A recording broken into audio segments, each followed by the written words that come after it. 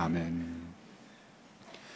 요즘에는 성경에 대한 전통적인 믿음을 뒤집으려는 책이 인기가 있습니다. 성경에서 있는 그대로 말하는 사실을 왜곡되거나 혹은 다른 주장을 하게 되면 관심을 받게 되고, 또 사람들이 그러한 주장에 대해서 귀를 기울이게 되죠. 가장 많은 의심은 역시 예수님의 부활에 대한 의심입니다. 과연 예수님이 부활했는가? 이런 의문을 가지고 많은 사람들이 예수님의 부활이 사실이 아니라는 것을 주장하는 주장을 더 과학적이라고 믿고 더 합리적이라고 믿고 있습니다. 특별히 가장 많은 의심은 제자들이 이 부활을 만들었다라는 것이죠. 첫째는 제자들이 부활을 착각하거나 혹은 환각 상태에서 경험했다는 것입니다. 환각이라는 상태는 절대로 집단적으로 이루어질 수 없는 것입니다. 개인적으로는 어떤 환각 상태, 자기가 간절히 기대하거나 또 간절히 꿈꾸던 것이 일시적으로 환각 상태로 나타날 수는 있겠지만, 수십 명, 수백 명에게 일시적으로 환각 상태라는 건 일어나지 않는다라는 것이 정신의학자들의 진단입니다. 그러므로 복음서에 나타난 예수님께 수많은 사람들에게 동시에 부활하신 후에 나타나셨다는 것, 그것은 그들이 환각이 아니라는 거죠. 또한 착각했다고 주장하는 분들이 있습니다. 그 하버드 대학의 한 교수인데요, 커크숍 레이크라는 한 교수가 발표하기를, 이른 새벽 여인들이 찾아간 무덤은 예수님 무덤이 아니었다. 그들이 너무 이른 새벽에 갔기 때문에 다른 무덤을 잘못 찾아갔다. 세계 최고의 지성이라고 하는 교수님이 주장하는 주장입니다. 사람들에게 많은 인기가 있었죠. 이분은 기본적으로 신학자이기 전에 철이 좀 덜 든 분이에요. 여자를 무시하면 어떻게 되는지를 모르는 그런 사람이죠. 이른 새벽 무덤을 잘못 찾아갔다. 그럴듯해 보이지만 있을 수 없는 그런 이야기죠. 두 번째, 많은 사람들이 따르는 주장은 조작했다는 겁니다. 제자들이 예수님의 시체를 다른 곳에 훔쳐놓고 예수님이 부활했다라고 주장하는 소위 유월절 음모가 있었다라는 그런 주장이죠. 많은 사람들이 이것을 믿고, 또한 마태복음 후반부에 보면은 그러한 주장들이 그 당시에도 유대 지도자들이 군병들에게 돈을 주어서 그러한 음모가 있다라는 것을 퍼뜨렸다는 기록이 마태복음에도 나오고, 오늘 이 시대까지도 그러한 주장들이 많은 사람들에게 받아들여지고 있습니다. 예수님께서 평소에 부활하신다고 말씀하신 것을 제자들이 이루어드리기 위해서 예수님의 시신을 다른 곳에 훔쳐놓고 예수님 부활하셨다, 그렇게 증거하고 돌아다녔다는 거죠. 만일 예수님이 이 주장이 사실이 되려면 여러 가지 이상한 점들이 많이 발견됩니다. 왜냐하면 제자들이 만일 예수님의 시신을 훔친다고 한다면 그 당시에 군병들이 그 예수님의 무덤 앞을 지키고 있었지 않습니까? 돌문으로 봉인되어 있지 않습니까?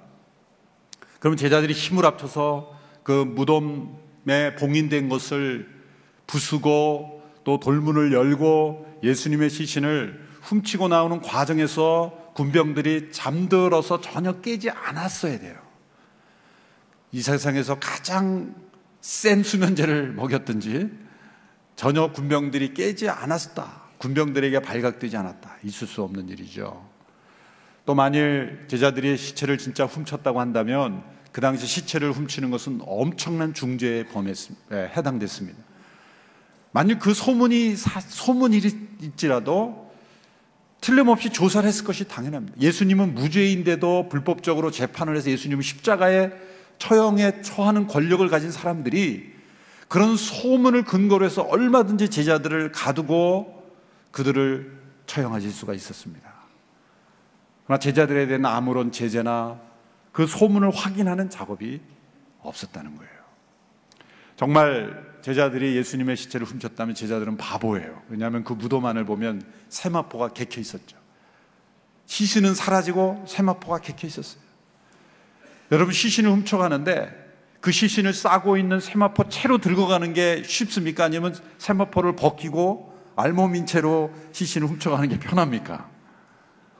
훔쳐가는 사람들이 바보입니까? 왜 세마포는 벗겨두고 그 예수님의 몸만 훔쳐갑니까? 왜 흔적과 증거를 남기죠? 가장 중요한 것은 이 제자들의 심리적인 상태입니다. 그들은 이미 예수님이 유월절 시작되기 전날 잡혀가실 때부터 두려움에 사로잡혔죠. 다 도망갔습니다. 두려움에 사로잡혀 있었습니다. 두려워서 다 도망갔던 그들이 하루 만에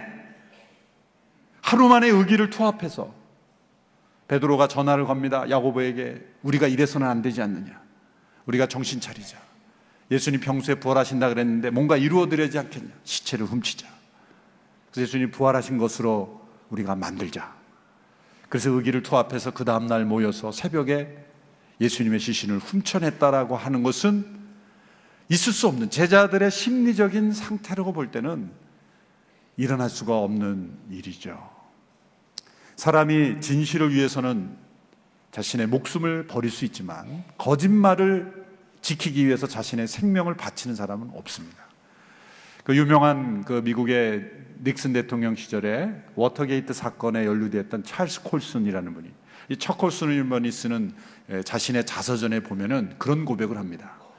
자신이 워터게이트 사건에 연루되었을 때 미국 최고의 엘리트 10명을 자신이 뽑아서 거짓말을, 음모를 꾸몄다는 거예요. 우리가 이거 평생 죽기까지 이 거짓말을 가져가자. 그래서 10명과 입을 맞췄다는 거예요. 그런데 FBI 수사가 들어오자마자 2주 만에 자백하는 사람들이 나오기 시작했다는 거예요. 사형에 처해질 죄도 아닙니다. 그런데 압박이 들어오고 조사가 들어오고 회유가 들어오자 그 10명의 모의한 사람들이 하나 둘씩 진실을 말하기 시작했다는 거예요. 여기서 자신이 발견한 것은 무엇이냐면, 사람이 진실을 위해서는 생명을 내걸 수 있어도 자기가 만든 거짓말을 위해서 자신의 생명을 바칠 사람은 아무도 없다라는 것을 그가 고백하고 있는 거예요. 그러면서 그는 예수님의 부활의 증이 된 제자들의 마음을 기억하는 거예요. 이들이 만일 예수님의 시신을 훔쳐놓고 부활했다고 거짓말을 했다면 자신의 거짓말을 위해서 죽어간 수많은 사람들은 이해할 수 없는 사람들이다. 파스칼이라는 분이 이런 말을 했죠. 팡세를 쓴 나는 자기 목숨을 내놓는 증인들의 말은 기꺼이 믿는다. 그 팡세라는 책에 보면 한 부분에 이런 구절이 있습니다. 제가 한번 읽어드리겠습니다. 사도들이 부활을 사기로 꾸몄다는 가설은 전혀 엉터리이다. 예수님이 죽은 이후 12명의 제자들이 모여 그가 죽음에서 다시 살아났다고 퍼뜨리자고 거짓말을 모의하게 되는 과정을 끝까지 따라가며 상상해보라. 그들은 그 일로 인해서 모든 권력과 항쟁해야 할 것이다. 인간의 마음은 변덕과 변화와 뇌물에 약하다. 그들 중 한 사람이라도 이러한 유혹을 받거나 또는 투옥과 고문과 죽음의 가능성 앞에서 자기 자신을 배반했다면 그들은 완전히 파멸했을 것이다. 그 제자들이 다 음모를 꾸미고 한 사람도 배반하지 않고 그 거짓말을 위해서 모두가 다 순교하고 그 거짓말을 믿었던 사람들이 또 순교하고 순교해서 조작된 거짓말을 지키기 위해서 오늘도 수없이 많은 사람들이 선교사가 되어 때로는 순교하고 죽음을 당하는 것이라면 그런 일은 불가능하다는 거죠. 있을 수 없는 일. 거짓은 언제나 드러나게 되어 있고 그 기반이 취약하고 연약하고 거짓이기 때문에 거짓은 반드시 무너진다. 있을 수 없는 일이라는 거예요. 예수님의 제자들이 예수님의 부활을 조작하고 그것을 지키기 위해서 생명을 내걸었다라고 말하는 것 자체가 너무나 엉터리 같은 주장이다. 이러한 앞선 시대의 현인들이 고민하고 또 아무리 논리적으로 합리적으로 해석해 보려고 해도 어떠한 예수님의 부활을 부인하려는 그러한 증거를 들이대도 그것은 믿을 수 없다는 거예요. 오히려 믿을 수밖에 없는 증거가 더 분명하다는 거예요. 그렇다면 가장 중요한 증거는 성경 자체죠. 신약 성경 자체. 그래서 사람들은 기록 자체가 조작되었다. 신약 성경 자체가 왜곡되었다라고 주장하는 겁니다. 그러나 오늘 본문에서 우리는 이 부활의 기록들을 믿어야 하고 믿을 수밖에 없는 그런 증거들을 발견하죠. 첫째는 복음서 모두가 오늘 본문을 포함해서 부활의 첫 증인들을 여인들로 기록하고 있다는 겁니다. 그게 뭐가 중요할까요? 오늘 누가복음 24장 1절에 보면 여인들이 향품을 가지고 무덤으로 가는 증거가 나옵니다. 그 주의 첫날 이른 새벽에 여인들은 준비한 향품을 가지고 무덤으로 갔습니다. 자, 여인들이 향품을 가지고 무덤으로 간 이유는 예수님의 시신이 처리되지 않고 또 깨끗하게 씻겨지지 않고 무덤으로 들어갔기 때문에. 원래 십자가 처형을 당한 죄수의 몸은 버려지는 겁니다. 새들의 먹이가 되고 기드론 골짜기에서 쓰레기처럼 불태워지는 겁니다. 무덤이 없습니다. 십자가 처형을 당한 사람. 그런데 아리마대 요셉이라는 부자 바리새인이 자신의 무덤에 예수님을 안치하고 싶어서 빌라도에게 압력을 가해서 예수님의 시신을 빼내오죠. 그래서 갑자기 향품이 필요했지만 향품 필요 없이 무덤에 안치만 됐던 겁니다. 그것을 지켜가 보면서 그것을 따라가서 지켜본 여인들이 안쓰러워서 예수님의 시신에 향품을 발라드리기 위해서 간 겁니다. 그래서 그들은 부활의 첫 증인이 되었어요. 무덤이 비고 예수님의 시신이 사라졌다는 첫 증인이 되었습니다. 그런데 중요한 것은 뭐냐면 이 첫 증인들이 여인이었다라는 것을 그 시대에 이 사복음서를 기록한 제자들이 쓸 때에 그 시대에 사람이 만일 이 문서를 조작해서 이것을 꾸며낸 이야기라면 절대 여인들이 첫 번째 증인으로 나오지 않습니다. 왜냐하면 그 당시에 여성들을 바라보는 시각은 여인의 증거는 법정에서 효력이 없었어요. 여인의 증거는 법정에서 채택되지 못했습니다. 여성 비하의 시대였어요. 여성의 인권은 찾아볼 수 없었어요. 여성의 말들은 믿지 않았습니다. 어떤 한 시대의 작가나 한 시대의 글을 쓰는 사람이 그 시대의 세계관과 가치관과 문화관을 동떨어진 기록을 남긴다는 것은 거의 불가능합니다. 오늘 이 시대에 사는 사람들이 적어도 한 100년 이내에 사는 사람들이 어떤 기록을 할 때는 그 시대의 문화관이 조선시대에 글을 쓴 사람은 조선시대의 세계관과 가치관이 드러나게 되죠. 조선시대에 글을 쓴 글을 오늘 이 시대의 인터넷 시대에 맞는 글을 쓴다는 건 있을 수 없는 일이에요. 오늘 이 시대에 글을 쓰는 사람이 조선시대나 과거에 묶여있는 사고방식으로 글을 쓴다는 것도 있을 수 없는 일이에요.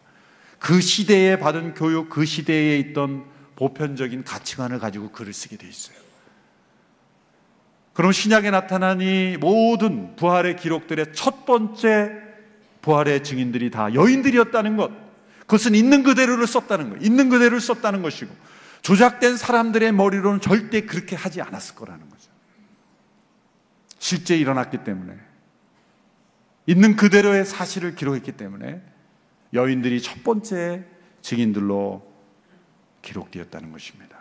두 번째 이유는 더욱 역설적인 이야기입니다. 그것은 오늘 본문에도 나온 대로 예수님의 제자들은 한결같이 예수님의 부활을 믿지 못했고 두려워했고 당황했다는 거예요. 오늘 본문 4절에도 봅니다.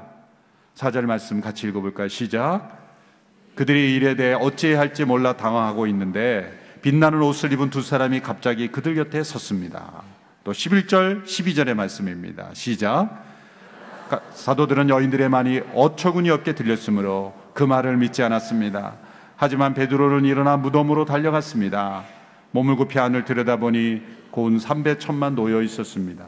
그는 이상하게 생각하며 돌아갔습니다. 제자들의 모습은 한결같이 받아들이지 않습니다. 믿지 않습니다. 이상하게 생각합니다. 여인들이 무덤이 비었다는 것을 어처구니 없게 여겼다는 거예요. 그래서 눈으로 확인해 보고는 베드로가 어떻게 판단합니까?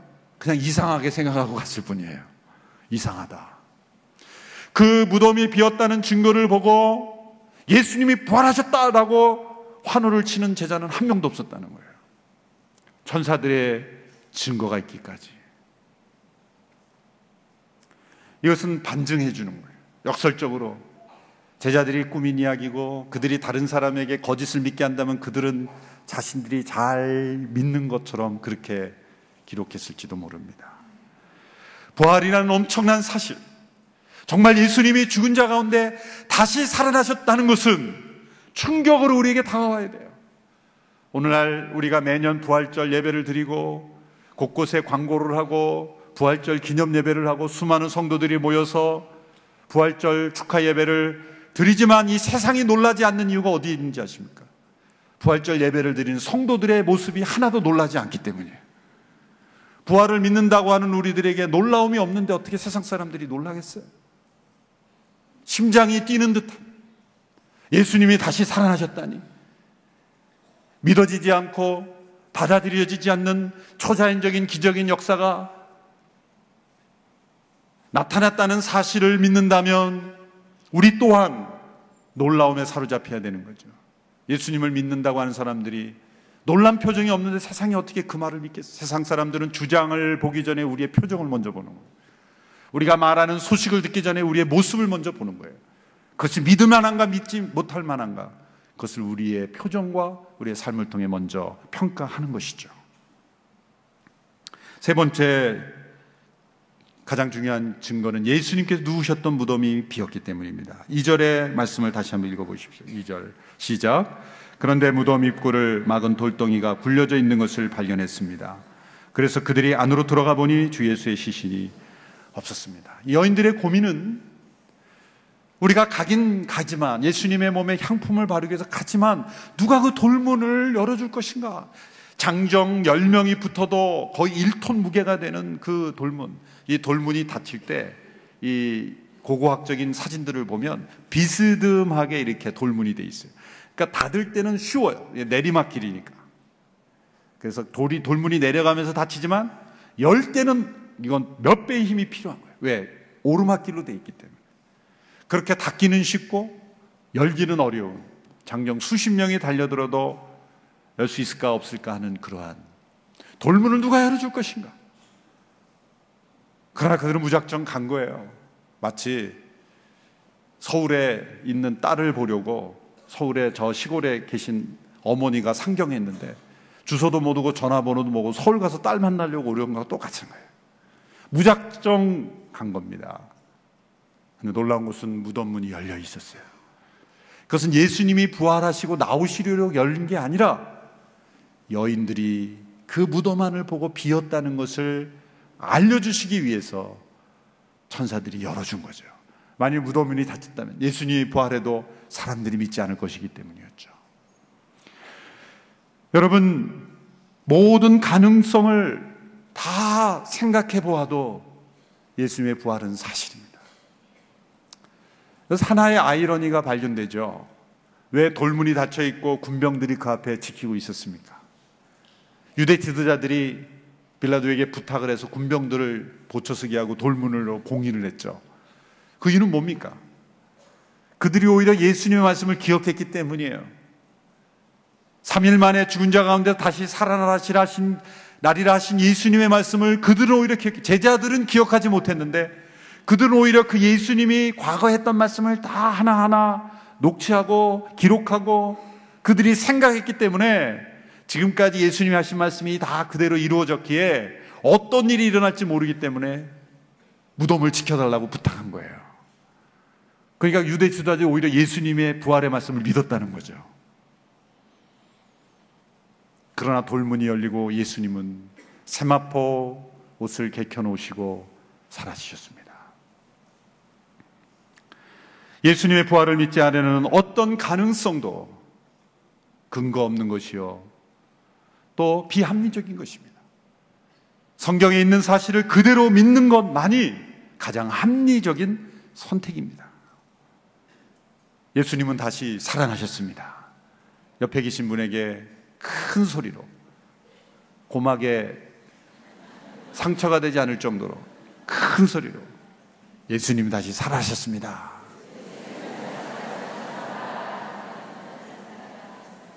어떤 분 표정을 보니까 처음 듣는 것처럼, 그래요? 어떤 의미에 우리는 처음 듣는 것처럼 들어야 돼요. 예수님이 다시 살아나셨다고요?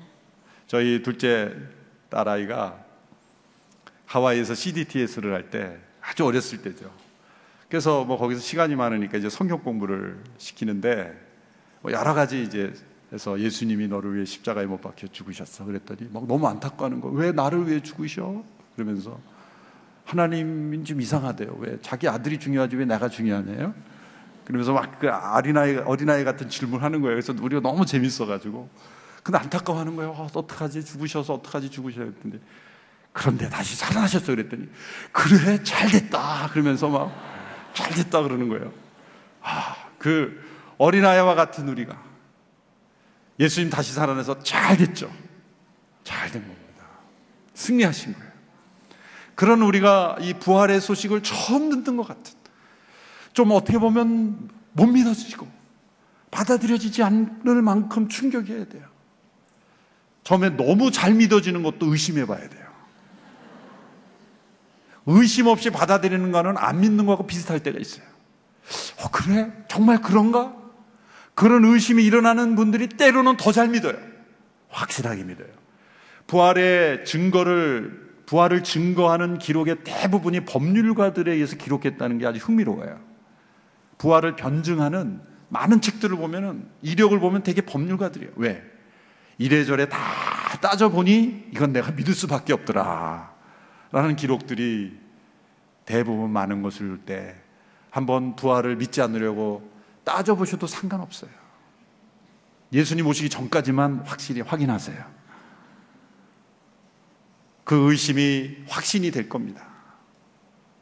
믿지 않으려고 발버둥치기보다는 그 의심을 내려놓고 성경의 사실을 받아들이는 것, 그것이 필요합니다. 오늘 여인들이 무서워 얼굴을 땅에 대고 엎드리고 있을 때 천사들이 말했습니다. 5절에서 7절의 말씀을 같이 읽어볼까요? 시작. 너무 무서워 얼굴을 땅에 대고 엎드렸습니다.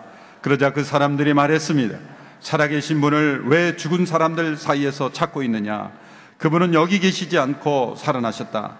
예수께서 갈릴리에서 너희와 함께 계실 때 하신 말씀을 기억해보라. 그분은 여기 계시지 않고 살아계셨다. 이 천사의 메시지는 어떤 의미가 있습니까? 첫째로 십자가에 못 박혀 죽으신 바로 그 예수님의 몸이 부활하셨다는 거예요. 예수님이 지금은 그곳에 없지만 그곳에 분명히 계셨던 몸이에요. 그곳에 계셨던 그 몸이 부활하신 겁니다. 예수님은 단지 죽음 위에 천국에 가셨다는 게 아니에요. 십자가에 못 박히신 바로 그 몸이 부활했다는 거예요. 그건 뭐를 우리에게 가르쳐 줍니까? 부활은 미래를 강조하는 것 같지만 현재의 삶 또한 강조하는 거예요. 부활의 신앙은 사후에 우리에게 좋은 삶을 주신다는 것뿐만 아니라 현재 우리가 가지고 있는 이 몸 또한 중요하다는 거예요. 현실을 피하는 소망이 아니라 현실의 고난을 통과하고 그것을 극복하는 소망이라는 것입니다. 사도 바울은 이것을 씨앗과 열매의 비유를 들었죠. 42절, 43절, 고린도전서 15장 42절, 43절의 말씀을 같이 읽습니다. 시작. 죽은 사람들의 부활도 이와 같습니다. 썩을 몸으로 묻히지만 썩지 않을 것으로 살아납니다. 비천한 가운데 묻히지만 영광 가운데 살아납니다. 약한 사람으로 묻히지만 강한 사람으로 살아납니다. 묻히고 살아나는 것, 씨앗이 심겨질 때 썩어집니다. 그러나 썩지 아니하는 생명으로 살아납니다. 비천한 몸, 약한 몸으로 묻히지만 영광스러운 몸, 썩지 않을 몸으로, 강한 몸으로 부활하게 되는 거예요. 우리는 우리의 몸이 사라지고 새로운 몸이 임하는, 우리의 몸을 통하여 새로운 몸으로 변화되는 거예요. 씨앗과 식물은 전혀 다른 것이죠. 식물을 보면 그 씨앗이 어디에 있는지 알 수가 없어요. 그러나 식물은 씨앗을 통하여 이루어지는 거예요. 그 연속성이 있는 거예요. 그러나 불연속성이 있는 거예요. 우리는 현재의 몸을 통하여 부활의 몸을 입게 될 것입니다. 그러므로 현재를 사랑하라는 거예요. 하나님이 창조하신 있는 그대로의 몸, 있는 그대로의 나, 하나님께서 사랑하시는 나, 현재의 고난과 삶 속에서 부활의 믿음으로 승리하라 라는 것을 말씀하시는 거예요. 둘째로, 그는 여기 계시지 않고 살아셨냐라는 그런 천사의 메시지는 어떤 의미입니까? 예수님은 자신이 말씀하신 말씀대로, 바로 그 주장대로, 자신이 어떤 분이라고 주장하는 그 주장대로 부활하셨다는 거예요. 마태복음 16장 7절의 말씀을 우리 같이 읽습니다. 시작. 마가복음 16장 시작. 자, 이제 가서 그분의 제자들과 베드로에게 전하라. 예수께서 너희보다 앞서 갈릴리로 가실 것이며 그분의 말씀대로 거기서 너희가 예수를 보게 될 것이다. 마태복음 28장 6절에도 말씀입니다. 예수께서는 여기 계시지 않고 말씀하신 대로 살아나셨다. 말씀하신 대로. 예수님의 모든 삶은 말씀하신 대로 이루어진 삶입니다. 여러분, 인류의 어떤 지도자, 어떤 종교 지도자도 자신의 죽음 이후에 일어날 일을 예언한 사람은 한 사람도 없었습니다. 예수님 외에. 자신의 살아있을 때의 미래에 대해서 예언하고 그대로 이루는 것도 사실 거의 불가능하죠. 그러나 자신이 할 수 있는 일이라고 생각하고 말하고 그걸 지키는 것은 가능하겠죠. 그러나 할 수 있는 일이라고 생각했던 일도 뜻하지 않은 일로 인해서 자기가 말한 대로 지켜지지 않는 것도 얼마나 많습니까? 그런데 예수님은 자신의 죽음 이후에 일어날 일을 예언한다는 것은 그분이 살아계신 하나님이 아니시라면 불가능한 일입니다. 그러나 그분은 그분의 말씀대로 내가 고난받고 죽은 지 사흘 만에 부활하리라 하신 그 말씀 그대로 부활하셨다는 거예요. 예수님은 어떤 종교 지도자가 아닙니다. 훌륭한 위인이 아닙니다. 그분은 살아계신 하나님이십니다. 만물을 실판하실 분입니다. 예수님 말씀하신 대로 부활이 이루어졌다면 예수님 미래에 말씀하신 모든 것도 그대로 이루어질 것입니다. 마지막으로 세 번째로, 그가 여기 계시지 않고 살아나셨다는 말씀은 예수님이 무덤이 비었다는 것을 이제는 다른 모든 사람들에게도 그들이 알리게 되었다는 거예요. 오늘 본문 9절의 말씀을 보십시오. 여인들의 행동입니다. 시작. 여인들은 무덤에서 돌아와 열한 제자들과 다른 모든 사람들이 이 사실을 모두 알렸습니다. 그들이 알리게 된 것은 예수님의 말씀을 기억했기 때문이에요. 예수님의 말씀대로 부활하셨구나, 이곳에 묻힌 그대로 예수님이 살아나셨구나 라는 믿음이 그 여인들의 마음속에 있었을 때 그들의 발걸음은 빨라졌습니다. 힘차게 달리게 되었습니다. 주변의 모든 사람들에게 알리게 되었어요. 무덤을 찾아갈 때 여인들의 마음은 무거웠어요. 그들의 마음은 안타까웠어요. 발걸음은 느렸어요. 그러나 무덤을 떠날 때 그들은 놀라움으로 가득 찼습니다. 기쁨으로 가득 찼습니다. 그리고 놀람과 기쁨으로 그들은 충만한 가운데 수많은 사람들에게 예수님의 부활을 알리게 되었어요. 찰스 스펄전 목사님은 말씀하기를, 우리 성도들이 근심과 염려 속에 의기소침 가운데 우울할 때, 삶의 변화가 없을 때 예수님이 누우셨던 빈 무덤에 찾아가라고 말합니다. 그리고 이렇게 말하라고 말합니다. 그는 여기 무덤에 계시지 않고 살아나셨다. 그때 우리에게 희망이 오게 되고 그리고 소망을 가져다 주게 됩니다. 이 세상의 무덤을 지날 때는 우리는 조심스럽게 걷죠. 장례식의 걸음은 무겁고 힘이 없습니다. 그러나 예수님의 무덤만큼은 우리에게 새 힘을 주고 빨리 달리게 하는 능력 있는 무덤인 것입니다. 그 무덤은 우리에게 생명의 문이 되기 때문입니다. 우리의 믿음은 위대한 역사적 사실에 근거한 것입니다. 꾸며진 이야기가 아니라, 신화가 아니라, 제자들이 조작한 것이 아니라 과거에 있었던 그런 어떤 꾸며진 그런 가설이 아니라 분명한 사실, 팩트에 근거한 것입니다. 우리의 믿음이 만일 부활에 근거하지 않는다면 우리의 믿음은 헛것이라고 그랬어요. 우리의 소망은 다 아무 의미가 없다고 그랬습니다.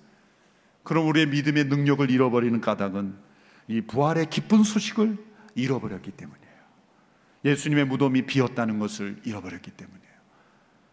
무덤을 두려워하는 까닭은 예수님의 무덤이 비었다는 것, 그가 거기 계시지 않고 살아나셨다는 것을 잊어버렸기 때문에, 우리의 무덤도 그렇게 빌 수 있다는 것을 잃어버렸기 때문에 우리의 삶이 무기력하게 된 것입니다.